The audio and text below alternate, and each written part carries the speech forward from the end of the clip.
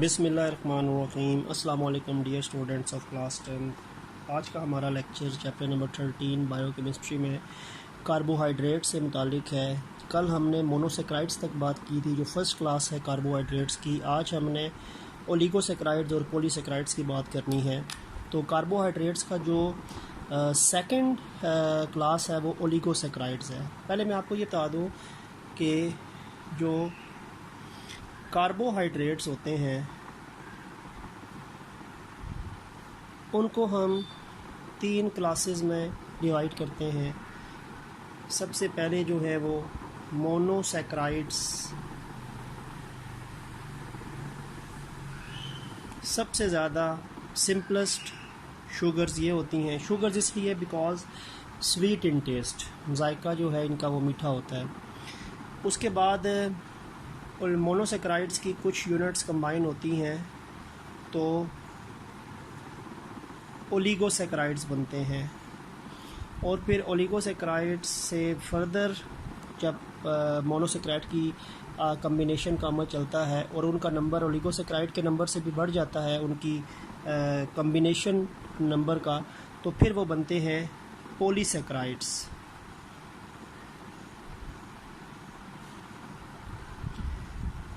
ठीक हो गया। कल हमने मोनोसेक्राइड को डिस्कस कर लिया था। आज का हमारा टॉपिक ओलिगोसेक्राइड्स और पॉलीसेक्राइड्स के मुतालिक है। ठीक हो गया।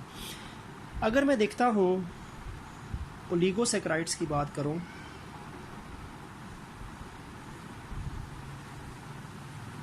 तो ओलिगो का मतलब होता है फ्यू, चंद। ठीक है। मोनो का मतलब वन था, एक सेक्राइड यूनिट थी जो ट्रायोस, टेट्रोस, पेंटोस, हेक्सोस पे मुश्तमिल कंपाउंड बनाती थी। तो अब मोनोसेक्राइड्स की फॉर्मेशन जब होती है उसके बाद वो कंबाइन करके फिर फर्दर ओलिगोसेक्राइड और फिर फर्दर कंबाइन करके पॉलीसेक्राइड्स बनाते हैं, कन्वर्ट होते हैं सिंपल से कॉम्प्लेक्स की तरफ। ये सिंपलेस्ट हैं, ये भी थोड़े कॉम्प्लेक्स है और ये मोस्ट कॉम्प्लेक्स कार्बोहाइड्रेट्स कहलाती हैं। अब ओलिगोसेक्राइड्स कब बनते हैं? ओलिगोसेक्राइड्स जो हैं ये बनते हैं जब when 2 से लेके 9 तक, when 2 to 9 molecules of monosaccharides combine, they form oligosaccharides.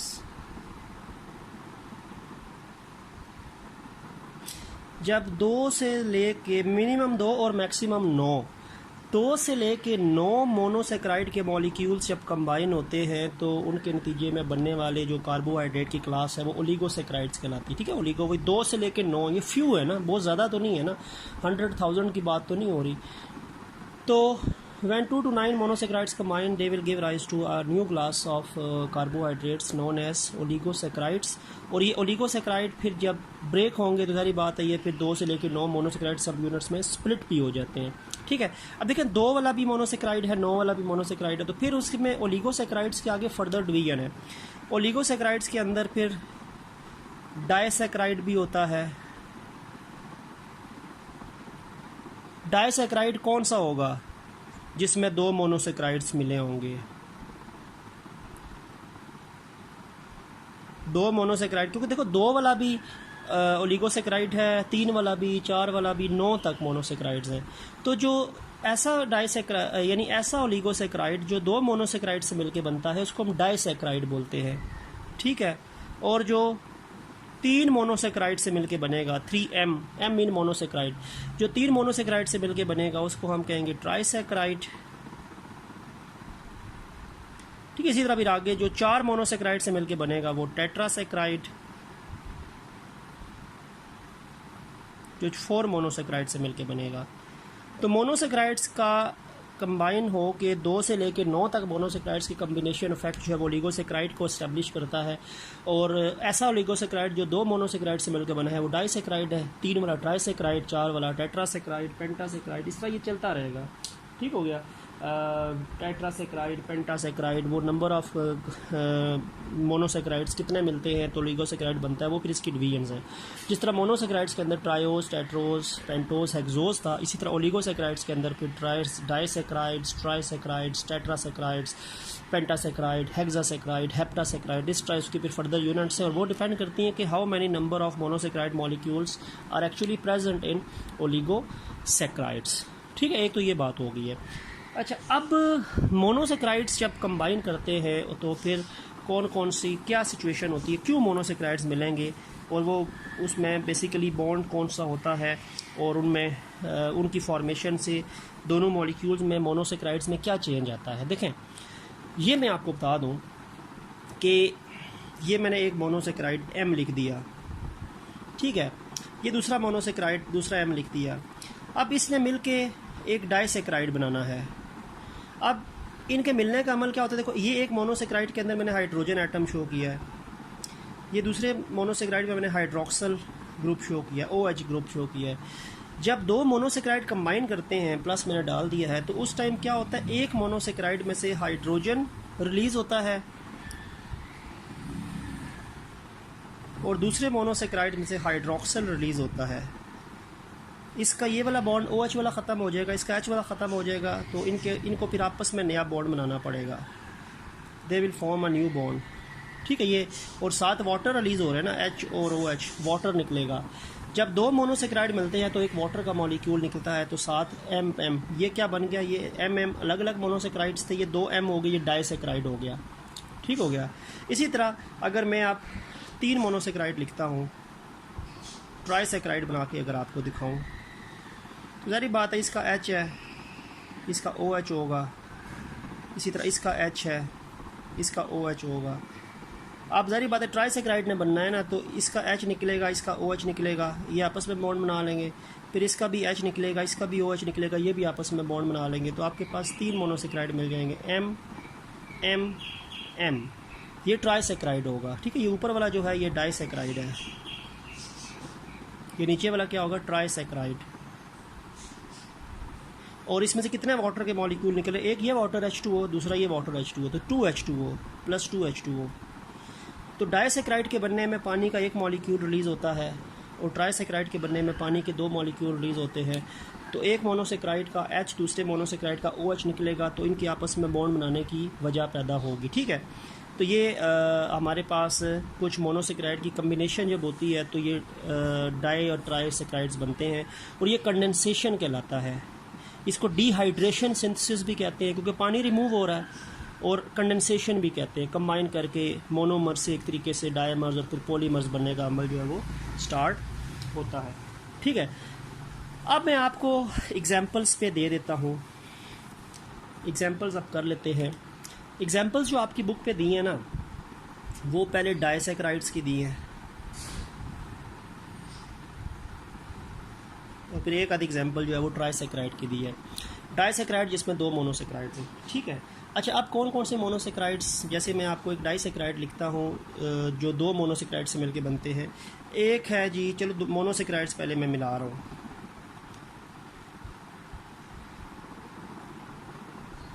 ये जो मोनोसेक्राइड्स है इसका नाम ग्लूकोज है, ये सारे हेक्सोजेज हैं, सारे मोनोसेक्राइड में हेक्सोज लिख रहा हूँ। ये ग्लूकोज है, ठीक हो गया बेटा, और ये फ्रक्टोज है। ये मिलेगा तो एक डाइसेक्राइड बनेगा C12H22O11, ये बनेगा, इसका नाम होता है सुक्रोज, ये डाइसेक्राइड है। और प्लस इसके मिलने में वाटर का मॉलिक्यूल भी तो निकलता है ना, 2 मोनोसेक्राइड मिलते हैं तो पानी का मॉलिक्यूल रिलीज़ होता है, इसीलिए 6 और 6 12, ये तो ठीक है, 12 12 24 होने चाहिए, तो ये 22 हैं, 2 हाइड्रोजन निकले हैं वाटर में, और 6 और 6 12 होने चाहिए, ये 11 है, तो वाटर में O ऑक्सीजन भी होता है। तो डाइसेक्राइड जो होता है उसमें से एक वाटर का मॉलिक्यूल निकलता है 2 मोनोसेक्राइड में से, तो उसके फार्मूले में 2 H और 1 O कम होता है, ठीक है। तो 2 मोनोसेक्राइड्स ग्लूकोज और फ्रक्टोज मिले हैं तो सुक्रोज एक डाइसेक्राइड बना है। इसी तरह एक और है C6H12O6, हेक्सोजिस ही मैं लिख रहा हूँ, ये ग्लूकोज है और दूसरा भी अगर ग्लूकोज है तो ये भी डाइसेक्राइड ही बनेगा ना, 2 मोनोसेक्राइड्स हैं, C12H22O11, और वाटर का मॉलिक्यूल तो रिलीज़ होगा ही होगा दो मोनोसेक्राइड के अंदर से। अब ये भी डाइसेक्राइड है, लेकिन इसका नाम सुक्रोज नहीं है। सुक्रोज में ग्लूकोज और फ्रक्टोज होते हैं। अब ये जो आपके पास बना है ना, इसका नाम होता है माल्टोज। माल्टोज, ठीक है। ये दूसरी एग्जांपल होगी डाइसेक्राइड की। अब डाइसेक्राइड की मैं तीसरी एग्जांपल लिख देता हूँ। इसी तरह हेक्सोजेज ही हैं।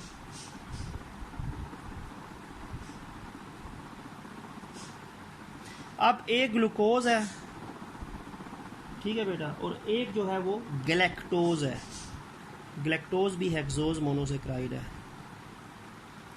इससे भी बनेगा डाइसेक्राइड ही, C12H22O11, C12H22O11, और पानी का मॉलिक्यूल निकलेगा ना, इसीलिए तो हाइड्रोजन में दो, डाइसेक्राइड में दो H और एक O कम होता है। अब ये भी डाइसेक्राइड है। अच्छा, ये डाइसेक्राइड था, इसका नाम सुक्रोज था। ये डाइसेक्राइड है, इसका नाम माल्टोज है। अब ये भी डाइसेक्राइड है बेटा, लेकिन इसका नाम क्या है बेटा? इसका नाम है लैक्टोज। लैक्टोज, तो लैक्टोज भी डाइसेक्राइड है, माल्टोज भी डाइसेक्राइड है, सुक्रोज भी डाइसेक्राइड है। सुक्रोज में दो मोनोसेक्राइड जो मिलते हैं वो ग्लूकोज और फ्रक्टोज होते हैं। माल्टोज में जो दो मोनोसेक्राइड्स मिलते हैं वो ग्लूकोज प्लस ग्लूकोज होता है। और लैक्टोज में जो दो मोनोसेक्राइड्स मिलते हैं वो ग्लूकोज और गैलेक्टोज होता है। और साथ वाटर का मॉलिक्यूल भी बनता है। अगर इसमें पानी का मॉलिक्यूल ऐड करें तो वापस इसमें डिकम्पोज हो जाएगा। माल्टोज में पानी का मॉलिक्यूल ऐड करें तो ग्लूकोज ग्लूकोज में स्प्लिट हो जाएगा। और अगर लैक्टोज में वाटर का मॉलिक्यूल ऐड करें तो वो ग्लूकोज और लैक्टोज में स्प्लिट हो जाएगा, हाइड्रोलाइज हो जाएगा। ठीक है, तो बात यह है कि सुक्रोज हाइड्रोलाइज हो के, हाइड्रोलाइज का मतलब है वाटर इसमें दोबारा ऐड करें, ये इन दोनों चीज़ों में दोबारा स्प्लिट हो जाएगा। और अगर माल्टोज में वाटर का मॉलिक्यूल दोबारा ऐड करें तो वो ग्लूकोज ग्लूकोज में स्प्लिट हो जाएगा, हाइड्रोलाइज हो जाएगा। ठीक है, लैक्टोज में पानी शामिल करें तो वो ग्लूकोज और लैक्टोज में स्प्लिट हो जाएगा, ये डिवाइड हो जाएगा। इसी तरह एक डाइसेक्राइड जब ब्रेक होगा तो दो मोनोसेक्राइड में ब्रेक होगा, और अगर ट्राइसेक्राइड ब्रेक होगा तो वो तीन मोनोसेक्राइड्स में होगा। उसमें से जो चीज़ निकली है, वाटर निकला है, वो वाटर दोबारा ऐड करना पड़ेगा। ये दोबारा ऐड करें, रिएक्शन रिवर्सिबल हो जाएगा। इसमें दोबारा ऐड करें, रिएक्शन रिवर्सिबल हो जाएगा। इसमें वाटर दोबारा ऐड करें, रिएक्शन जो है वो रिवर्सिबल हो जाएगा। ठीक हो गया। एक ट्राइसेक्राइड की एग्जाम्पल भी आपकी बुक में दी हुई है। There is one trisaccharide example.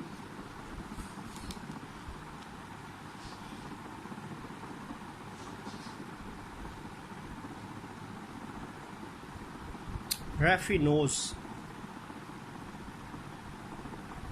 Disaccharide की तीन एग्जांपल्स थी, सुक्रोज, माल्टोज, लैक्टोज। ट्राइसेक्राइड की एक एग्जांपल है रैफिनोज। अच्छा, रैफिनोज जो है इसमें तीन मोनोसेक्राइड, ट्राइसेक्राइड है, तीन मोनोसेक्राइड है और तीनों हेक्सोजेज हैं। C6H12O6, C6H12O6 monosaccharide hexose and C6H12O6। अच्छा, ये हैं कौन कौन से? एक बेटा ग्लूकोज है, एक जो है वो फ्रक्टोज है, ठीक हो गया, और थर्ड जो है वो क्या है? Third one is galactose. Glucose, fructose और गैलेक्टोज ये तीन मिलते हैं, ये तीन मोनोसेक्राइड्स हैं। ये तीन मोनोसेक्राइड्स कंबाइन किए, दो मोनोसेक्राइड में से पानी का एक मॉलिक्यूल निकलता है। तीन मोनोसेक्राइड मिलेंगे तो पानी के दो मॉलिक्यूल रिलीज होंगे। ठीक है, यानी डाइसेक्राइड में वाटर का एक मॉलिक्यूल रिलीज होता है डाइसेक्राइड के बनने में, ट्राइसेक्राइड के बनने में वाटर के दो मॉलिक्यूल रिलीज होते हैं। ठीक है, अच्छा पीछे देखें क्या है, CHO तो बनेगा ना, 6 6 12 6 18, कार्बन तो कम नहीं हो रहा ना, 12 12 24 12 36, 36 होने चाहिए, लेकिन 2 × 2 4 हाइड्रोजन निकल गए। तो अगर आप 36 में से 4 निकालें तो क्या होता है? 32। 6 6 6 6 3 18, ठीक है, 6 × 3 18, 6 3 18। तो अब 18 है, लेकिन ऑक्सीजन भी दो निकल गए ना, वाटर के अंदर दो ऑक्सीजन है, तो 18 में से दो निकालें तो क्या होगा? 16। ये आपके पास रैफिनोज है। This is raffinose which is a trisaccharide. और रैफिनोज के अंदर अगर दो पानी के मॉलिक्यूल ऐड करेंगे तो ये दोबारा स्प्लिट हो जाएगा अपने अपने मोनोसेक्राइड्स में। तो इनके बनने में वाटर का मॉलिक्यूल रिलीज होता है, इनको वाटर दोबारा दिया जाए, इनको हाइड्रोलाइज किया जाए तो ये अपने रिस्पेक्टिव मोनोसेक्राइड में स्प्लिट हो जाते हैं। ठीक है, तो ये हमारा टॉपिक जो है वो ट्राइसेक्राइड्स के मुतालिक है। और डाइसेक्राइड्स ये बेसिकली ओलिगोसेक्राइड्स हैं। फिर अब हम ओलिगोसेक्राइड्स की प्रॉपर्टीज़ देख लेते हैं, कैरेक्टरिस्टिक्स देख लेते हैं। ठीक है। तो पहली करेक्टरिस्टिक्स तो ये है कि they can be hydrolysed, they can be hydrolysed, इनको हाइड्रोलाइज्ड कर सकते हैं, क्योंकि ये सिंपलेस्ट शुगर्स तो नहीं है ना, ये मोनोसेक्राइड्स की मिलाप से बनती है, तो इनको हाइड्रोलाइज किया जा सकता है। They are sweet in taste, ये भी मीठे होती हैं अपने जायके में। They are soluble in water, पानी में हल होती हैं। और they are white crystalline solids, और ये वाइट क्रिस्टलाइन सॉलिड्स होती हैं, ठीक है। तो ये बेसिकली हमारे पास कुछ जनरल कैरेक्टरिस्टिक्स भी आ जाएंगे किसके, ओलिगोसैकेराइड्स की। ये ओलिगोसैकेराइड की कैरेक्टरिस्टिक्स है। These are the general characteristics of oligosaccharides. तो हम शॉर्ट क्वेश्चन में बन सकता है कि ओलिगोसैकेराइड की कैरेक्टरिस्टिक्स लिखें, तो आप ये लिख सकते हैं फिजिकल कैरेक्टरिस्टिक्स, उसमें ये आ जाते हैं, ठीक हो गया। यहाँ पे हमारा ओलिगोसैकेराइड्स एंड हुआ। अब हम इसकी आखिरी क्लास की तरफ चलते हैं जो पॉलीसैकेराइड्स है। पॉलीसैकेराइड्स